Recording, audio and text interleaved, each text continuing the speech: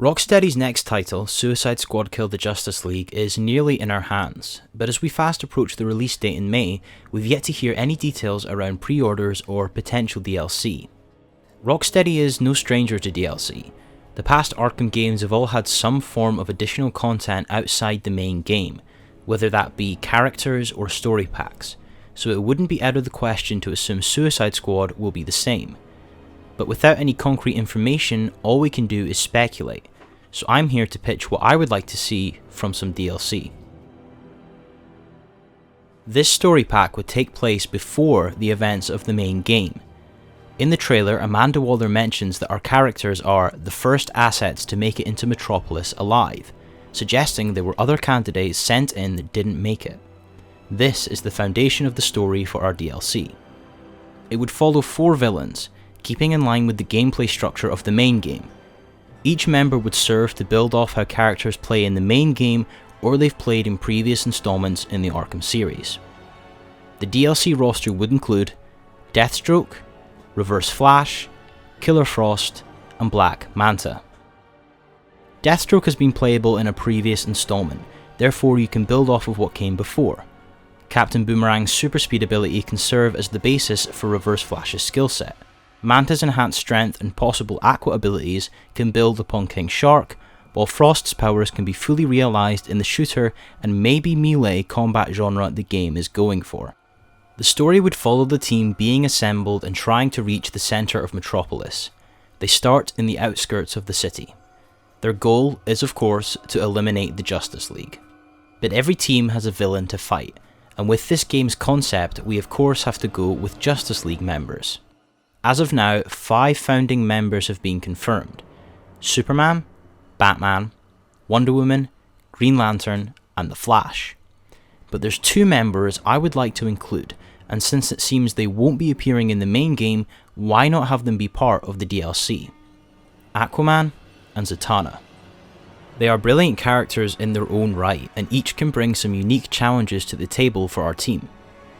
Aquaman, a skilled hand-to-hand fighter with superhuman strength, can pose a formidable threat to our team on land, but his aqua abilities, such as utilising marine telepathy, could provide some refreshing combat for boss battles.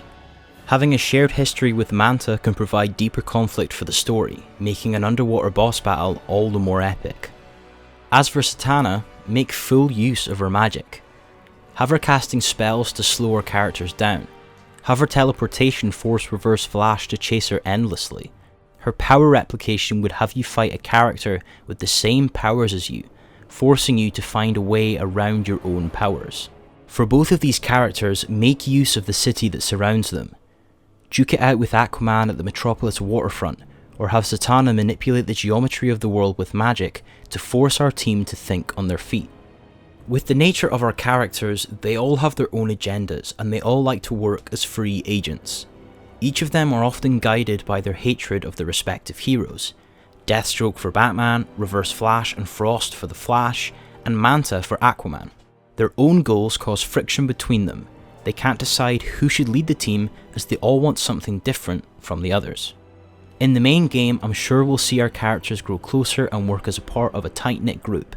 But in the DLC, we will see the opposite effect, how their clashing personalities and goals set them apart from one another and eventually get some of them killed. And that's the tricky part, who to kill and who to keep alive. Because we haven't seen most of these characters before, it would be a shame to kill them off in their first appearance. So Deathstroke and Killer Frost would both bite the dust in this DLC. The other 2 go into hiding after barely making it out alive. They are presumed dead. Aquaman would also add to the list of fatalities. You can't have the title Kill the Justice League and not kill a member of the League. It's important to have some deaths in the story. That way the world and the team's mission has stakes, and being a prequel, it nicely sets up the stakes for the main game depending on which order you played it in. As for length, I reckon 8 to 10 hours would be suffice for the story needing to be told. Extra time of course should be factored in if there are collectibles in and around the world. Now, you could expand and do another story pack similar to this following another team against other heroes, but you would have to mix it up in order to not make things feel stale and redone. So these are just my ideas from what I would like to see from a DLC from Kill the Justice League. I'd be intrigued to hear your thoughts. I'll see you guys in the next one.